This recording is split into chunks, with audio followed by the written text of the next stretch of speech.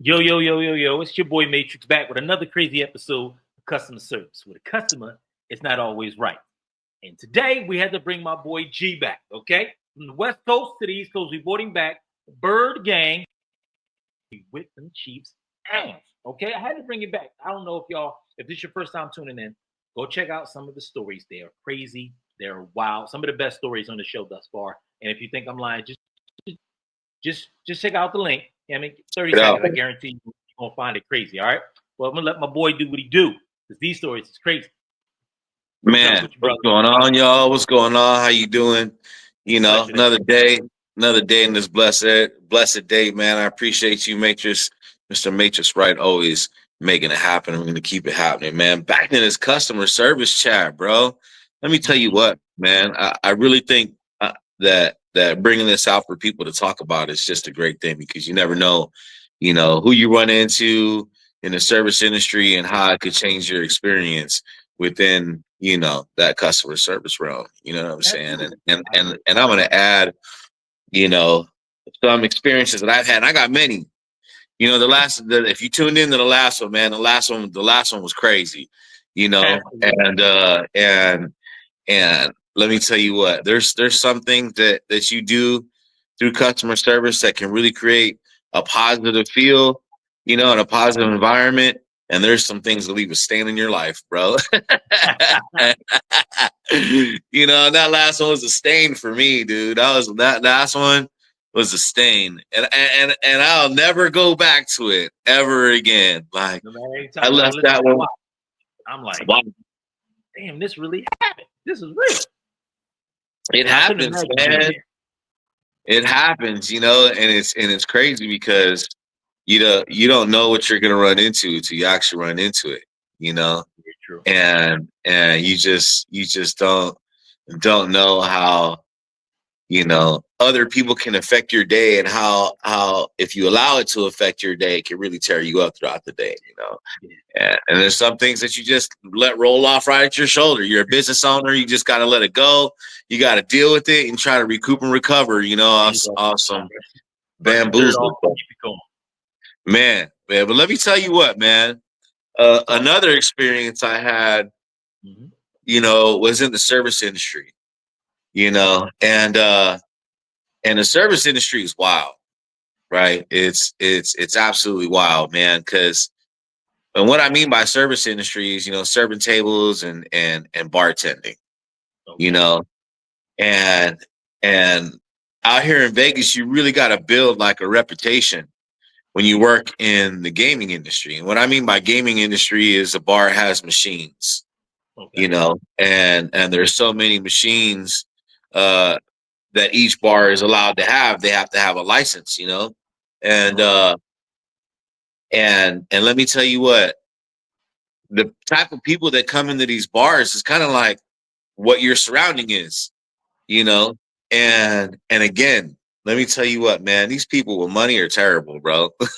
I keep hearing They that. talk about hiding for people with lesser money and locking their doors in their neighborhoods. Like, the people with money are just absolutely terrible. And Same. between that and some law enforcement, it just makes you wonder, like, when you're on the other side of that bar, like, what makes it okay that I have to tolerate this because you got money, you drive a nice car, you live in a nice neighborhood, you're part of the community, you know. And so let me just jump right into this. So there is a very famous person in this town, right? Yeah. And I'm not going to put his name on blast or anything, but he's a doctor, right? And at this time, I was bartending for this gentleman, right? And not only when I was at bartending, I was brought in from a friend to come and do a private, bartending gig at his mansion. And I did so well, he invited me back, right? And this time he was just like, bring somebody with you, bring a cocktail waitress with you, and I'm like, okay, cool, so I bring this cocktail waitress back. Now, mind you, this time was a booster for a school in town. It's a real popular school, and and it was their alumni, right? Ah, And not only was it their alumni, but there's a lot of government officials and other doctors and law enforcement oh, representatives and big. all of these white collar people at this Okay, at you this put out function, a picture on this. Okay, yeah. right? At this function. So I've got a full selection behind me. Whatever you want to drink, they paid for it. I serve it. I got a tip jar, a big vase of a tip jar, right? And I'm all right. right, and I'm like, okay, this is what you put your money in, right? And now, mind you, all the drinks are free because it's a boosters. It's up to them to tip, right? And it was surprising, how all those people with money didn't have cash, right? And then on top of that, it's like they change. People change when alcohol gets into them, you know. And I don't care if you say you can hold your alcohol. I don't care if you think you can hold your alcohol. I don't care if you've been drinking for 25, 30 years. You've been drinking for 25, 30 years wrong. Like I'm just telling you, I on the other side of that counter, I'm sober. You know what I mean? I'm sober, minus the fact I sneak away, get to my car, hit something real quick, come back, on a quick intermission break, get my mind right before I deal with these creeps. Right. So, Absolutely. so this time I have me a beautiful cocktail waitress with me this time. Friend of mine. And this person that owned this house that is throwing this function is the doctor, right? Very known doctor in the orthopedics community, and his whole entourage is there, man. The chief of police at that time, the mayor, the governor, senators, fuck, bro, everybody's there, bro. Everybody that's supposed to be somebody in Las Vegas is there, right? And we're suit and tie, buttoned up. Cocktail waitress has black and white, black skirt, white long collar, white collar, long sleeve, professional service shirt, apron, Right. right? And so about, I say 45 minutes in is when the party starts to loosen up. Let me tell you, bro, this house is a mansion. Okay. There's a globe of a fish tank on the wall, bro, that has like, scorpion fish and sharks and all kinds of shit. It's a globe of a fish tank. You could fit 5, 6 people in this globe, no problem. Right. And the backside of the view is the entire valley of Las Vegas. And there's pillars in his backyard that are like marble pillars that you can take this photo op. This was insane. Like, this dude's got money, right? He's the real deal, right? His names are on billboards and buildings, right? And so it's like, this guy is what it is, right? He's giving me an opportunity, man. I'm about to get paid. And again, remind you, it amazes me how rich people don't carry cash. But right, and how cheap they are as they tip. Terrible, bro. Absolutely. If your drinks are free and you can't come with $20 for the night, right, man, come on, man. And then for my cocktail waitress to get physically harassed, bro, by people of stature, people of the community, by law enforcement representatives, by judges, by Congress, bro, by electives, bro, by doctors. And I'm not talking about like a normal physician, you know what I mean? Like, I'm not talking about, the Section 8 doctor. I'm not talking about the welfare doctor, bro. I'm not talking about, I'm not talking about therapy. I'm not talking about the veterinarians, bro. You know what I mean? I'm talking about heart surgeons. I'm talking about brain surgeons, like top dog orthopedic surgeons. Like, I'm talking about lose a lot. What would be the reason for disrespecting her like that? Man, right? And for her to be groped and harassed, bro, to where I had to actually, the wife had to step up and tell him, hey, bro, what the fuck are you doing? Wow. Right? The wife. So now the wife is mad at my cocktail waitress, right? Because of course she don't blame the husband for his actions, nor his surrounding. It was like, since he did it, everybody else could do it. You know what I mean? Like, it was cool. You know, and I'm talking about smacking her in her ass, bro, groping her, reaching around, you reach around the shoulder and do a little fucking booty fondle, and the smelling behind the ear, bro, and, trying to put money down her shirt, like, like, bro. Yeah, that's crazy. Right. It got to a point where we had to pack up and leave, dude. Yeah, that's something, hey, man, take care of your own shit.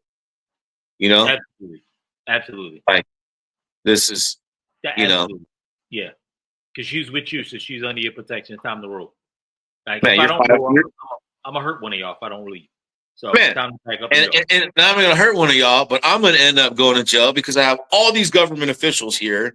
Everybody here is all intertwined with one major person. There's really nothing you can do. It's like the Diddy effect. There's really nothing much you can do once you're trapped in that situation. Like, you're just trapped in it, And so it's like, come on, man, come on. All these major people, bro, male and female, and wives of them. Right. None of them came single. Wives know that they're getting cheated on because he's doing it in your face. And like you said, she gonna blame her because she ain't about to lose that money in them connections that he got. So she gonna blame her. She ain't about to divorce that. I need them connections. Now, if you got judges and stuff there, he got enough power to in the divorce, you don't get nothing. So you don't get nothing, man. She gonna blame the waiter. Yeah, that is crazy. And at that time, you really had to get what you can get when it came to those gigs.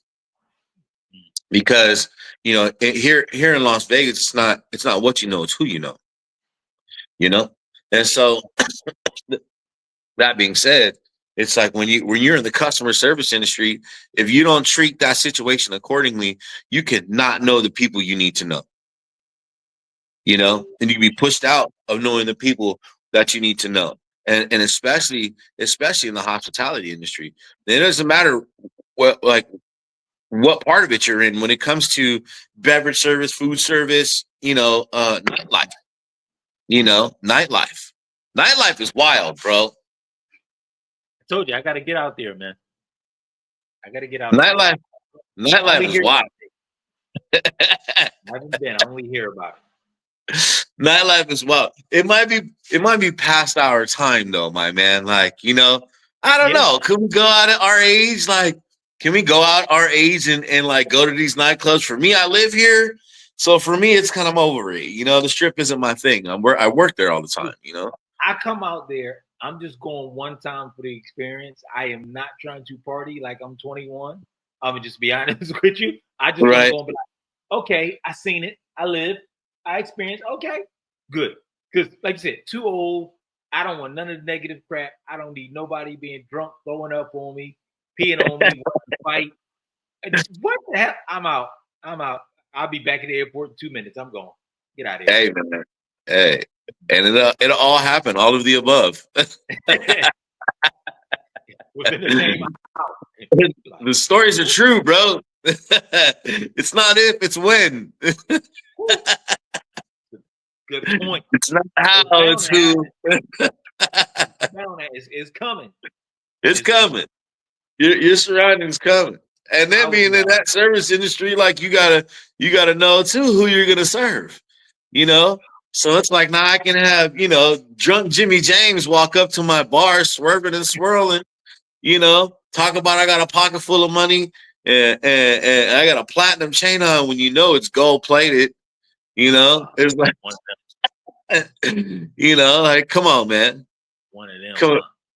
Man, Vegas is wild. And the nightlife is even worse, And I still think the funniest place to work and And it may suck for anybody else, but the funniest place to work is working at a stairwell, an exit stairwell at a nightclub. The exit stair, so the exit stairwell at a nightclub is a crazy place to have customer service, because when you're at the bottom of the stairwell, you see everything that's coming down. And typically the guy that works the exit stairwell was the guy that worked the entrance into the nightclub, and they rotate them, right? So sometimes you'll be able to see what they look like when they come in, and then see what they look like on their way out. Before and after. On the out. Now, when you're working that stairwell, you can't be too much of a jerk, because it starts shit. It starts problems. Someone's drunk, take what you say the wrong way, and it turns into a big fiasco, right? And then you got drunk little thoughts. What do they call them nowadays? Ratchets. Yeah. They call them ratchets, coming down the stairs, bro, missing half their clothes, eyelashes ripped off, missing the shoe, the makeup smeared across their face, dude. The famous is the fall down the stairs in a skirt and their tampon string hanging out, bro. That's the fucking famous. That happens often. That happens often. And typically those are the girls that turn down the dudes in the nightclub. You know what I'm saying? What the hell? No. Come on, man. Say it ain't so. Wow. Hey. Hey. Matrix. That's some funny shit. Old tampon hanging out. Excuse me, Mr. Drop. That's some funny shit, bro. That's some funny shit. Yeah. That's some shit that's like, okay, like, do I help this chick up?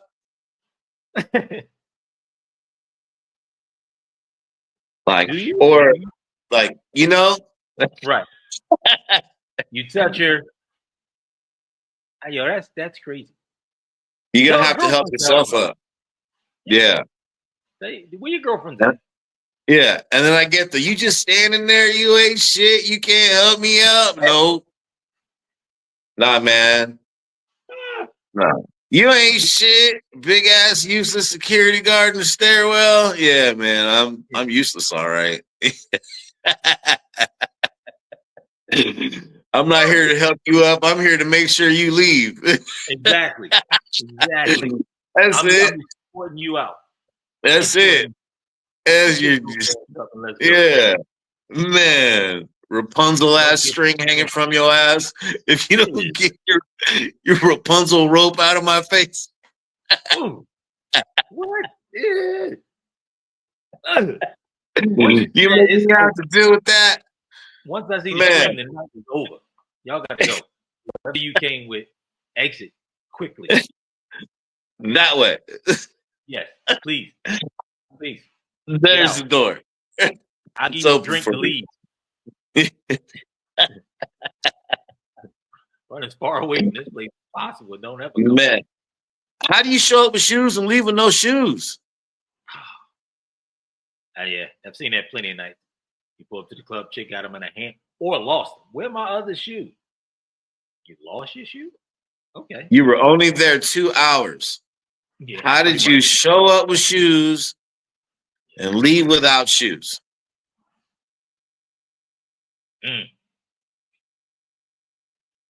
Yo, that's wild. That's wild. I can't do it, bro. The service industry shit is crazy, man. I think my favorite part is seeing people on TV though, and seeing people how they act when they're off TV. The real you. The real you. Not the character you're portraying. Right. not not the you know, the fake role model that you're putting on TV, you Yeah. know, and then I see you in person, you know, and it's all good to see people grow, but it's like when you meet a celebrity in person, like this one celebrity I met, Oh. man, Mm-hmm. and I wasn't working no special job or nothing like that, dude. It was in Sacramento, right? And I was working at the Arden Fair Mall in Sacramento. Shout out to Sacktown, you know, and Northern California, you know, but I was working out in Arden Fair Mall in a Foot Locker, right? A kid's Foot Oh, Locker. And I should have knew you then. right, I had to plug, right? I had to plug, bro. Okay. Mm-hmm. And the celebrity comes walking by. And I want to say it's not my first time running into a celebrity, you know. When you're in California and you're in Las Vegas, man, like you run into celebrities all the time. You know, like it's pretty often. Depending on where you work, you know. But you know, so this time it probably was like my handful of times of meeting a celebrity. I met like sports athletes before then, basketball players, baseball players, hockey players, you know, before this time meeting a movie star, right? And at this time, this movie star was kind of, I would say it was 2001. So he might have been in the decline of his movie career. So I see this dude walking through the mall with his entourage. He's on a And he's decline. by my store. Huh? I said he's on a decline and he got an entourage. He's got a little entourage, you know. You know, I mean, why else would you do like a public pop-up with a little mini entourage, you know? He wanted attention. Okay. Yeah, a group of short, fat dudes with you too. You know, and it was crazy because it was like, you know, it was just a bunch of just normal dudes, and they're bouncing around like they were all movie stars. But there was just one movie star there. Like none of them grew to be anything. If they did, I've forgotten about who they were. So you know, whatever. But there was just one movie star, and I told him, I said, "Hey, man, I'm giving out my employee discount today, man. Why don't you come in and buy some shoes for some kids for your family?" And he looked at me and he goes, "Do you know who I am?" He was like, he goes, he goes, "Does it look like I need a discount?" Right? And I'm like, and I'm thinking to myself, I've met richer people than you, bro. And they've taken my discount. Right. As a matter of fact, they've had to plug on the trade for shoes. You know, I'll give you these shoes, you give me your shoes. You know, because you're an NBA bet star, you give me a pair of your shoes, and I'll give you a pair of my shoes from my store. We'll swap. That's a good trade. I like that trade. You know, you give me your signed shoes, and I give you a free pair, man. What's up for your kids, for your wife? Right. You know, what's up? Yeah, I'm taking that trade all day. All day, right? And so this dude, this guy, man, and I want to say at that time a douchebag because he was a total douchebag, bro. He was. I had to say it, dog. Even if it falls in your lap, this falls in your lap, bro. You know you're a douchebag, and I'm coming to explain it to you. It's cool. If you want to put their name out there, put it out there. You know, so Pauly Shore, you suck. Oh, this dude ain't been hot. No, buddy, you suck, bro. Right? And I ran into him again. So anyway, so let me tell you, right? So him and his entourage were like, "Does it look like we need a discount on shoes? We can buy shoes. And why would I buy shoes from a kid's Foot Locker?" And wop. And I'm like, little do you know, like all these Foot Lockers are intertwined and we all hang out with each other, you know? Like and in a sense at that age, we thought we ran them all. You know, because there were so many shoe stores and we were all clicked in and we all had to plug on who got what shoes for when. Whenever the Jordan shipment came in, guess the employees got everything before anybody else. You already know we had it all on. right? From the fresh gear in there. So we were already tied in. And so it's just like, so I can make a phone call and you're getting no shoes, bro. See? Look at that. Now you got flip. Now you got flip. And I got no shoes for you, bro. Now we're gonna double the price on you, bro. Like, so this guy's just his entourage just starts tripping, Matrix. And we're going back and forth, and I'm just like, hey man, I'm just trying to give you my discount. I'm sorry, I don't want no smoke. At that time, I don't want no problems. I'm just trying to plug you, my apologies. And he's bah, bah, bah, bah, bah, bah, bah, just going off on me, right? And mind you, it was just me and another employee at that time. I didn't have my manager there, who was a bigger dude that, I'm sure if he was there, it would have been a different story, right? Because this guy was a monster at that time. But it's just like still, like I didn't have nobody to have my back at that time. And it sucked to have to deal with that. I had to take a step back and be like, okay, this could be a problem, You know what I mean? And so I let him go on his merry way. And then about I want to say 15 years, maybe 20 years later, maybe 2010 or 12, about 12 years, 11 years later, I'm working at a nightclub and I'm manning the elevator, right? And so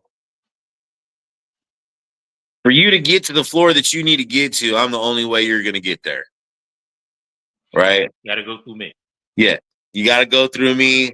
I control the elevator. You can't get up to that VIP area that you want to. I got the key and the lock and the floor accessibility.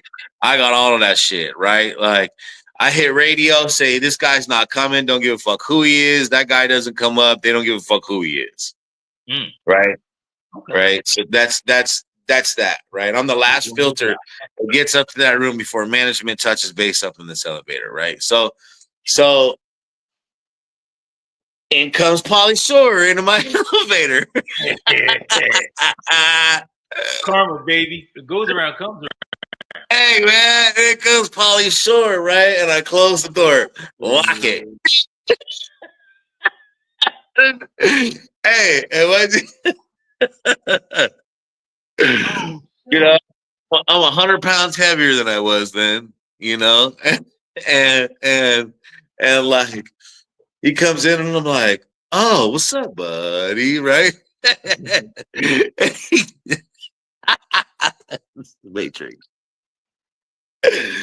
This motherfucker looks at me and he was just like, man, not cool, man. Not cool. And I said, hey, Pauly, you know what's not cool, bro? That you and your entourage try to jump me when I used to work at a mall at Foot Locker a long time ago in Arden Fair Mall in Sacramento. That shit wasn't cool, bro.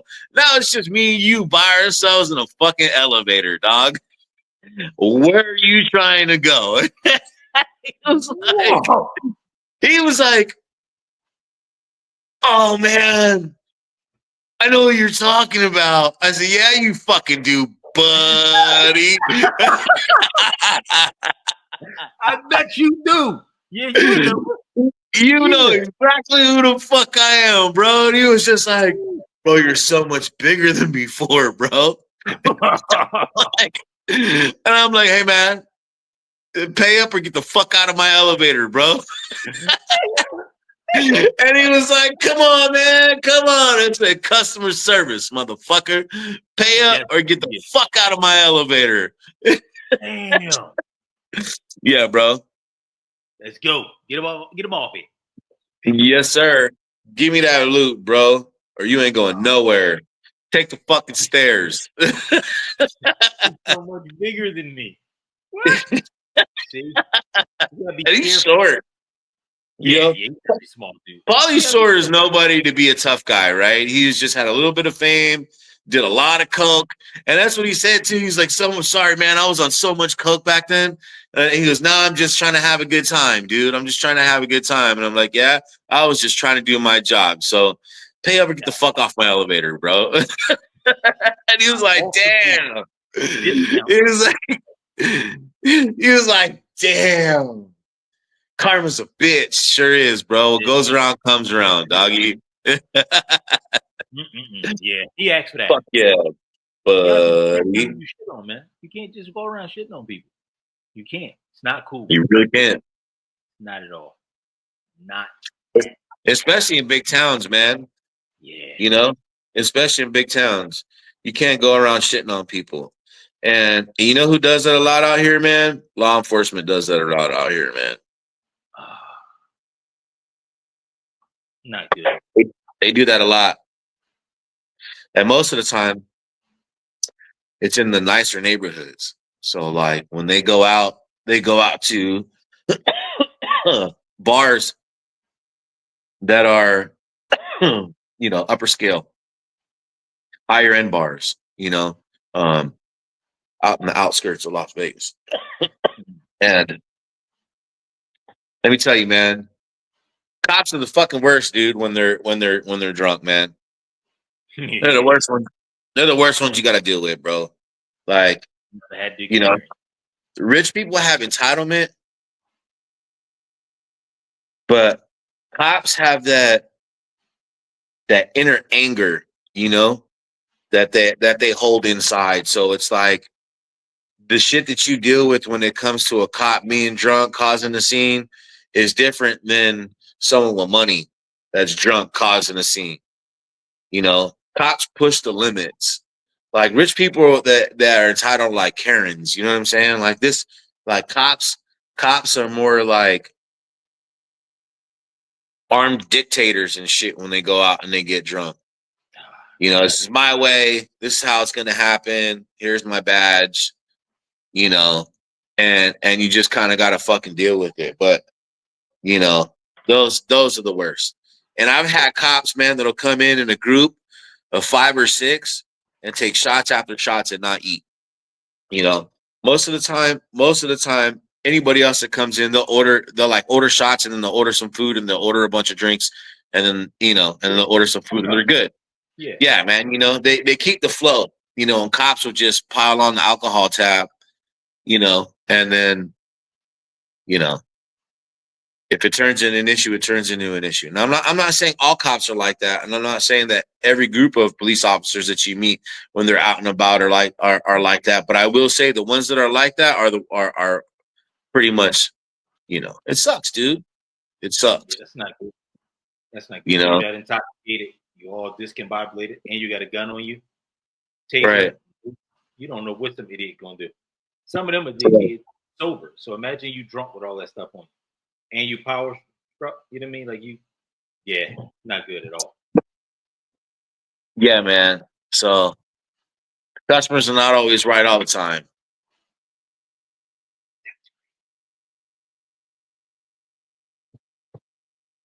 That sure thing, though, ridiculous. Oh, we lost him. Not sure what happened to that, but we have to get him back. We'll bring him back for another episode, y'all.